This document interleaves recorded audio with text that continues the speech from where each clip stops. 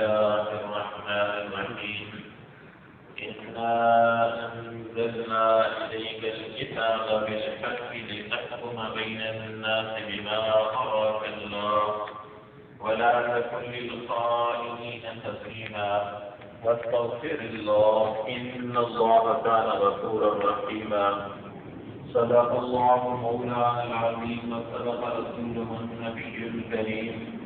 اللهم صل على محمد النبي الأمي وعلى آله وصحبه وسلم تسليما. محترم سامعین اکرام، آپ کے سامنے قرآن مجید فرقان حمید میں سے سورہ نساء کے رکوع نمبر 16 کی پہلی دو آیات تلاوت کرنے کی سعادت حاصل کی ہے. آج کے درس کے اندر 11 آیات، 16ویں رکوع کے اندر 8 آیتیں ہیں اور اگلا جو رکوع ہے 17واں، اس کے اندر 3 آیات ہیں. یہ چھوٹے چھوٹے رکوع ہیں تو آپ کے سامنے انشاءاللہ ان کا ترجمہ اور مختصر تشریح رکھوں گا. پہلی آیت مبارکہ اس کا ترجمہ سماعت فرما لیں. اِنَّا أَنزَلْنَا إِلَيْكَ الْكِتَابَ، بے شک ہم نے نازل کیا ہے آپ کی طرف کتاب کو، یعنی قرآن مجید فرقان حمید کو نازل کیا ہے آپ کے اوپر بالحق کے، سچ کے ساتھ، حق کے ساتھ،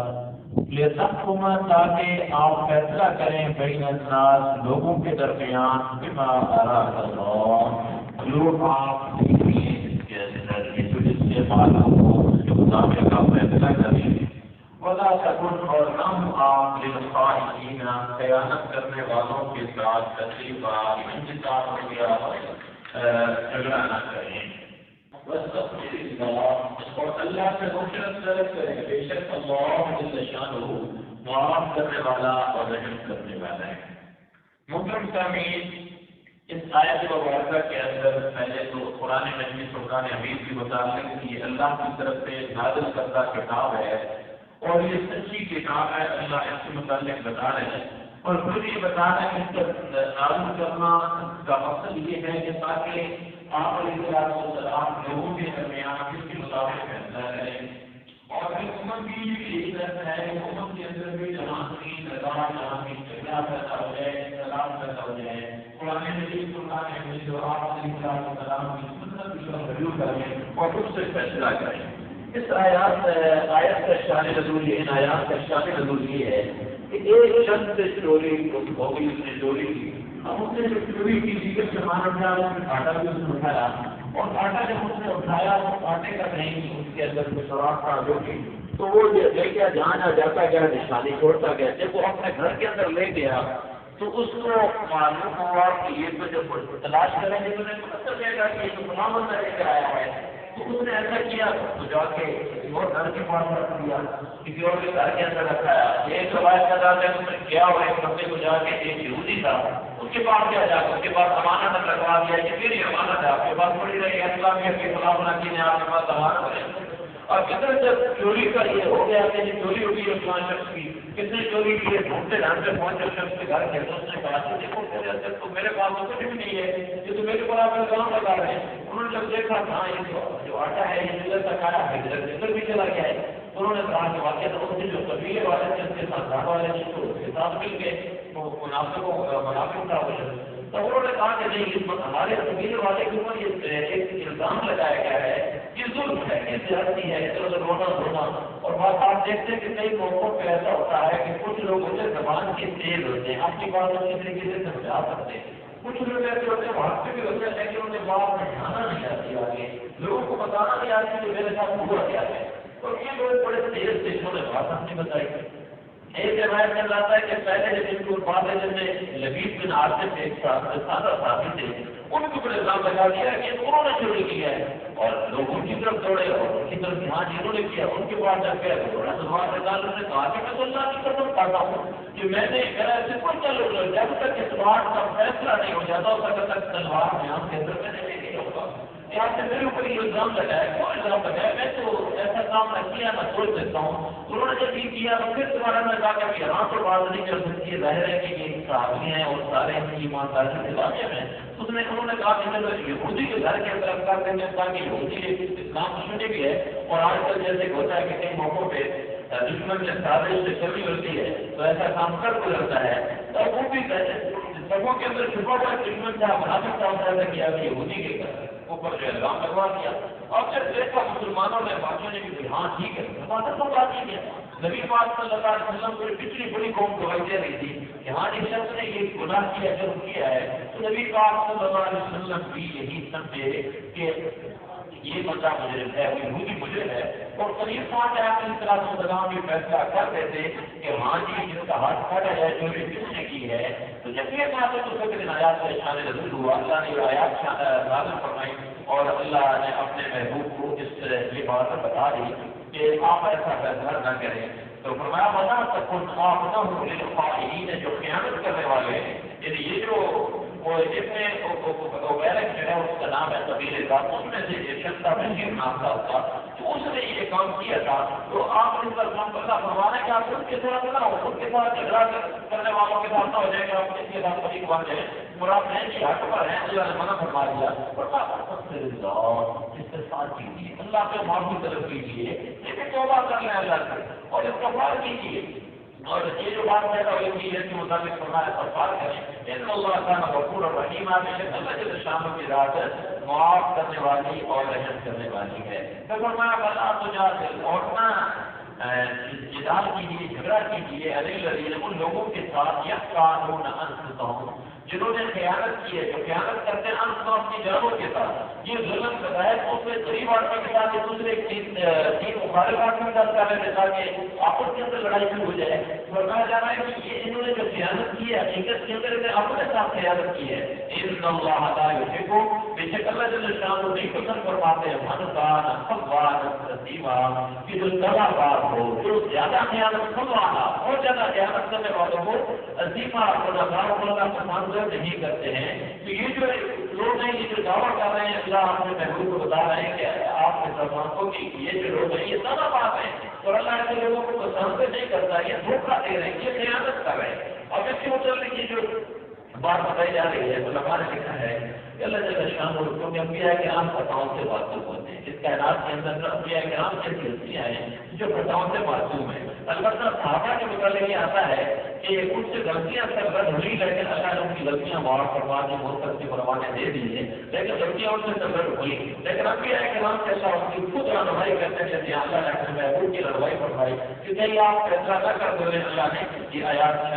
نازل فرما دی. فرمایا یستخفون من النار، وہ لوگوں سے ڈرتے ہیں، لوگوں سے شرم کرتے ہیں، لوگوں سے چھپتے ہیں. ولا یستخفون من اللہ، لیکن اللہ سے نہیں چھپتے ہیں، اللہ سے شرم نہیں کرتے ہیں. وہ حالانکہ وہ ان کے ساتھ ہے اس یبینون، جب رات کو مشورے کر رہے ہیں مالا یرضا من القول، اس چیز کے متعلق کہ جسے وہ پسند نہیں کرتا، اللہ پسند نہیں کرتا، اللہ ان کے ساتھ ہوتا ہے. اللہ نے وہ مار تو کئی دفعہ وہ تمہارے ساتھ ہے جہاں کئی لوگ، جہاں ایک ہوتا ہے دوسرے اللہ ہوتے ہیں، جہاں دو بندے ہوتے ہیں وہاں تیسرا اللہ ہوتا ہے. جتنے بندے وہ جہاں بھی ہو اللہ کی ذات معلوم موجود ہوتی ہے، اللہ کو معلوم ہوتا ہے. یہاں تک شان فرما رہے ہیں کہ لوگ کیا کرتے ہیں، لوگوں سے شرما رہے ہوتے ہیں کہ وہاں ان کے سامنے ایک لوگ دیکھ لیں گے تو کیا ہو جائے گا. لیکن اللہ کے ہر وقت دیکھ رہا ہوتا ہے، ہر وقت ہمارے ساتھ ہوتا ہے، شرمانے میں ہوتے ہیں. یہاں بھی فرمایا جا رہا ہے کہ سب پورے میں لگتا ہے، لیکن اللہ سے شرماتے نہیں ہے. حالانکہ وہ کے ساتھ منافقین کی بات بیان کی جا رہی ہے. یہ جو آپس میں یہ سارے مشورے کر رہے تھے، رات کا وقت اور مشورہ کیا اور فرمایا کہ مالا یرضا، اللہ اس کو پسند نہیں کرتے تھے اور ان کی جو بات تھی، لیکن کیا تھا کہ آپس کے اندر رات کو مشورہ کر رہے تھے کہ ایسا ہم کر لیں، ایسے اس طریقے سے جان بچا لیں. فرمایا وکان اللہ بما یعملون محیطا، اور اللہ جل شانہ جو وہ کام کر رہے تھے اس کا احاطہ کرنے والا ہے. محیطا اس نے گھیرا ہوا، لیکن اللہ کے علم کے اندر اللہ کا علم کامل ہے، اللہ کو معلوم ہے. اللہ کو ہمیں تو یہ معلوم ہے کہ ہمارے سامنے پیچھے کا علم نہیں ہے، باہر کا علم نہیں ہے. اللہ کی ذات کو یہ ابھی کا، سامنے کا، پیچھے کا، آگے کا اور آگے جو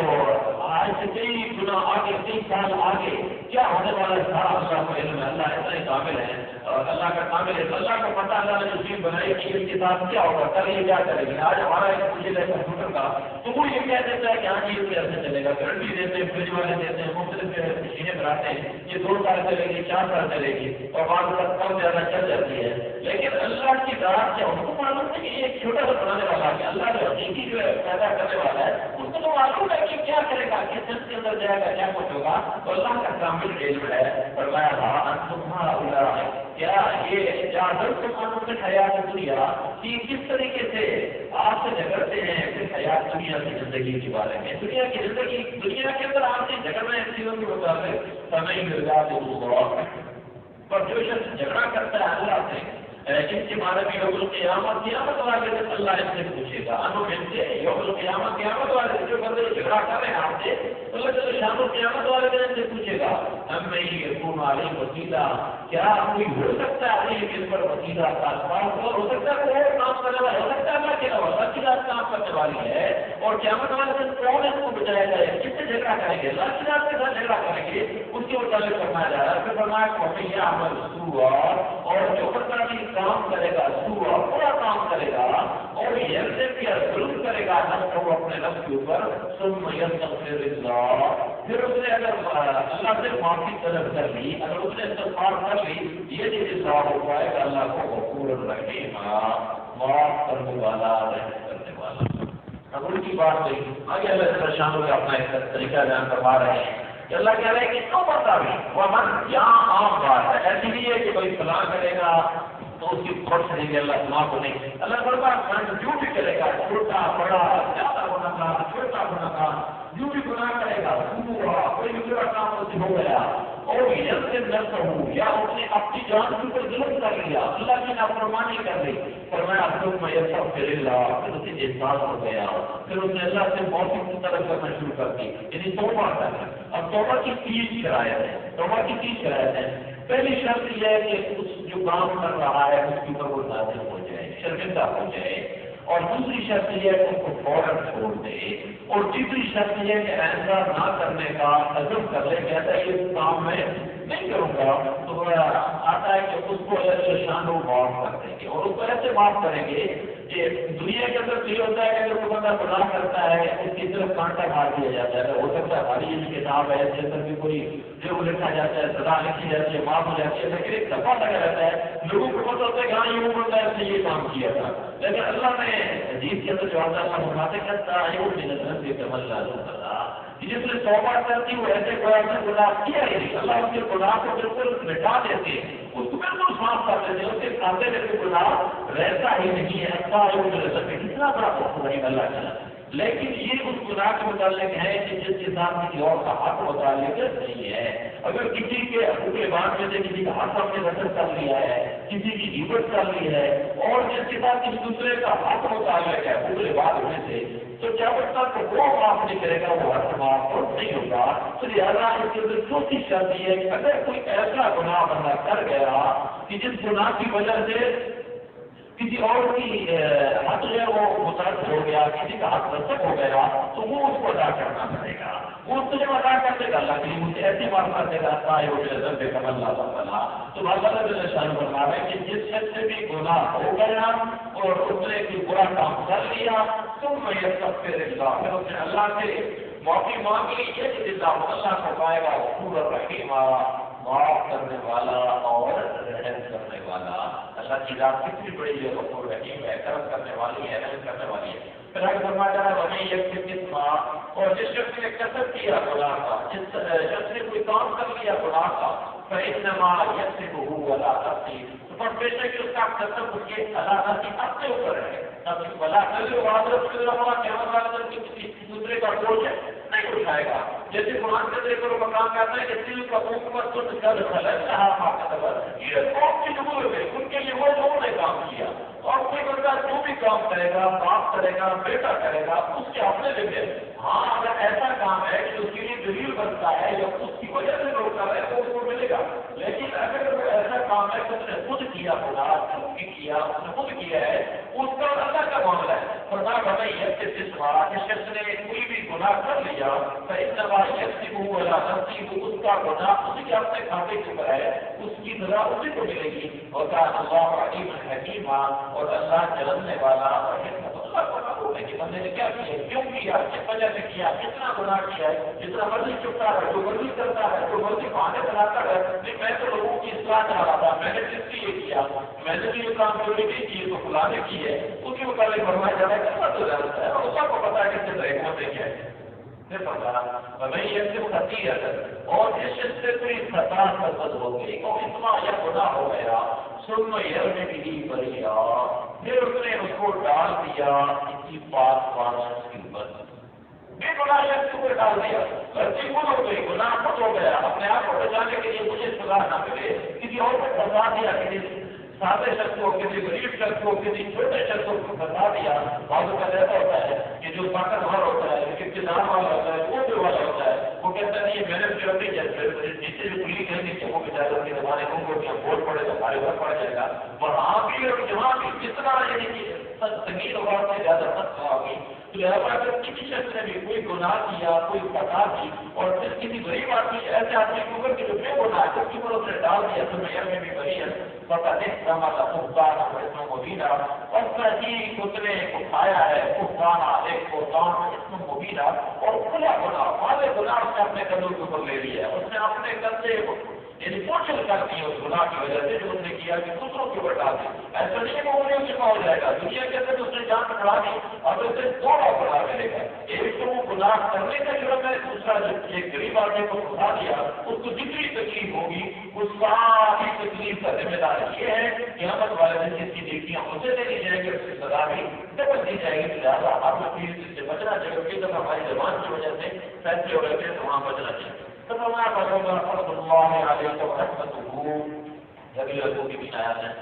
اگر اللہ کا فضل نہ ہوتا ہے تو آپ کے اوپر ورحمت اور اس کی رحمت اللہ اپنے محبوب کو فرمایا غریب آپ صلی اللہ علیہ وسلم سے، اگر اللہ کا فضل آپ کے اوپر نہ ہوتا، اس کی رحمت نہ ہوتی، لہمت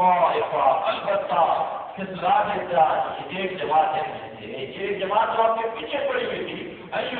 کا قریب تھا کہ وہ آپ کو اس رستے سے پھسلا دیتے، ان کا ارادہ یہ تھا کہ وہ آپ کو رستے سے ہٹا دیتے، یہ غلط کام کروا دیتے. فرمایا ورنہ یضلون الا انفسهم، لیکن اور نہیں وہ گمراہ کر سکتے ہیں سوائے اپنے آپ کو. یعنی یہ تو وہ گمراہ رہتے نا کہ اللہ جس کی طرف سے نگرانی فرما رہا ہو، وہ بار کو کہیں نہ بار منظور اپنے آپ کو اللہ کے حوالے کر دیتا ہے تو اللہ جو شام جیسے چھوڑتے نہیں ہیں، اس کی اللہ نگرانی فرماتے ہیں، کرم فرماتے ہیں. اللہ نے اپنے محبوب کے اوپر کیا فرما دیا، یہ فرما رہا ہے کہ وہ تو یہ چاہ رہے تھے کہ آپ کو کر دیں، لیکن اللہ وہاں وہ نہیں گمراہ کرتے ہیں سوائے اس کی کو اپنے آپ کو کریں گے، آپ لوگ نہیں کر سکتے. پھر وہاں یہ ضرور شریف، اور وہ آپ کو کچھ بھی نقصان نہیں پہنچا سکتے ہیں. یعنی اللہ نہ چاہتے کہ نقصان پہنچانا تو وہ ہوتا ہے. کتاب اور اللہ نے نازل کیا ہے آپ کے اوپر کتاب کو اور حکمہ اور حکمت کو اور کسی بات کو اسلم کا معلوم تکرنا، اور آپ کو سکھایا وہ جو کچھ آپ نہیں جانتے تھے. اللہ نے آپ کو جتنا علم دیا پوری تعداد کے اندر وہ سارا علم تقسیم کرے، باقی دنیا کو بہت مختلف تعداد کے اندر ہے. اللہ کریم نے اپنے محبوب کو بہت علم دیا، فرمایا کہ سارے کا سارا علم میں نے دیا، اور اللہ نے آپ کو سکھایا بعد تکرنا جو آپ نہیں جانتے تھے. اور اللہ کا فضل آپ کے اوپر بہت بڑا ہے بلا شک. نہیں ہے بلائی ان کی سرگوشیوں کے اندر، ان کی بہت ساری سرگوشیوں میں بلائی نہیں ہے. جو یہ لوگ سرگوشیاں کر رہے ہیں، بعض لوگ سرگوشیاں کرنے سے بلائی نہیں ہوتی ہے. فرمایا ہمارا سوائے کہ کوئی حکم دے کہ سزا نیکی کا حکم دے، سجدے کا حکم دے، اچھے کام کا حکم دے، بلائی کی بات کریں، اچھا مشورہ دے. بعض مشورے ایسے ان کے اندر فائدہ نہیں ہوتی ہے، بات ایسے ہوتے ہیں کہ جن کے اندر نیکی کی دعوت دی جا رہے ہو، بھلائی کی دعوت دی جا رہی ہے، اس کے مطابق فرمایا یا کوئی نیکی کی دعوت دے رہا ہو، اسلام کو ناس کے لوگوں کے درمیان صلح کر رہا ہے. اور یہ صلح کا کام کرتے ہیں، لڑتے رہیں گے، ہم جائیں گے تو ہمارا کہا یہ ہمارا خرید رہے ہیں. ہمیں چاہیے کہ جب بھی کوئی آپس میں مومن پولیس پڑے تو ہاں آپ سے کو گئی رہتا بھائی ان کے درمیان صلح کرا دیا تو ہمارا فرض بنتا ہے. تو مومنوں کے دو بندے آپس کے اندر لڑنا شروع ہو جائے اور صلح کرا دیا اجر ہے۔ ایک جس کے درازہ میں مفہوم یہ ہے کہ جو بندہ صلح کراتا ہے وہ کتنا اجر ملتا ہے کہ نماز روزہ زکات مثال ان سب چیزوں سے زیادہ وقت جیسے کہ اندر ثواب لکھ دیتے ہیں کہ جو صلح کرانے والا ہوتا ہے۔ تو لہٰذا اور اصلاح بین الناس یہ سلطان کب چلا اور جو بندہ کرتا ہے اس کے علاوہ اللہ کی رضا کے لیے کرتا ہے، اللہ کی رضا کے لیے کر رہا ہے، صبح کرا رہا ہے، یہ کام جو بھی کوششیں کر رہا ہے اللہ کی رضا کے لیے کر رہا ہے، اللہ فرمانے کا پر ہوتی ہے اجر عظیمہ، اور سب قریب ہم اس کو دیں گے اجر عظیمہ، بہت بڑا اجر دیں گے، دنیا کے اندر بھی دیں گے اور آخرت کے اندر بھی اس شخص کو جو اللہ کی رضا کے لیے کر رہا ہے۔ پھر فرمایا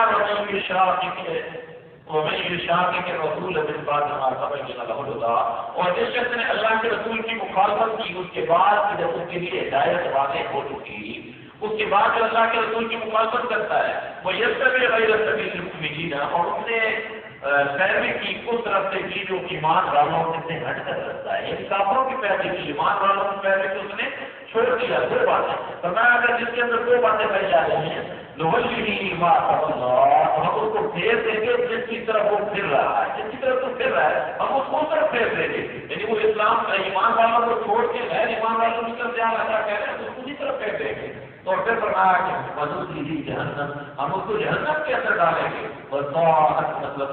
مسیرہ، اور وہ بڑا برا ٹھکانا ہے، برا مسیرہ ٹھکانا ہے، رہنے کی جگہ ہے جہنم کی، جہنم کے مطابق۔ تو وہاں فرمایا کہ اللہ کی رضا چاہتا ہے اس کے لیے کام کرنا ہے، اس کو اللہ کے شام کریں گے بڑا اجر دیں گے، اور جو اللہ کے محبوب کی اتباع کی بجائے ان سے اختلاف کرتا ہے، اپنی سنتوں کو چھوڑتا ہے، مخالفت کرتا ہے، آپ کے احکامات کو چھوڑتا ہے اور ایمان والوں کے رستے کو، اجتماعیت کے رستے کو چھوڑ دیتا ہے، فرمایا اس کے متعلق کہ وہی نہیں بات ہے جس طرح وہ پھر رہا ہے اسی طرح اسے پھیر دیں گے، یعنی اسے ہمیں آخری جو توفیق کا مطلب کر دیں گے اور جہنم کے اندر اسے ڈال دیں گے، جیسے کہتا ہے یہ ہوا یا جس کے اندر آتا ہے کہ اللہ جل شانہ کا جماعت کے اوپر ہاتھ ہے، یہ اللہ کی جو نصرت ہے، اللہ کی جو رعایت ہے، اللہ کی جو مدد ہے، جو جماعت ہوتی ہے جو لوگ اکٹھے ہوتے ہیں اس کے اوپر ہوتی ہے۔ اللہ کے ایک چیز سب کو اجتماعیت نصیب فرمائے اور صحیح معنوں کے اندر صحیح طریقے سے سب اس پیارے کتاب کو پڑھنے سمجھنے اور اس پر عمل کرنے کی توفیق سے نوازے اور آگے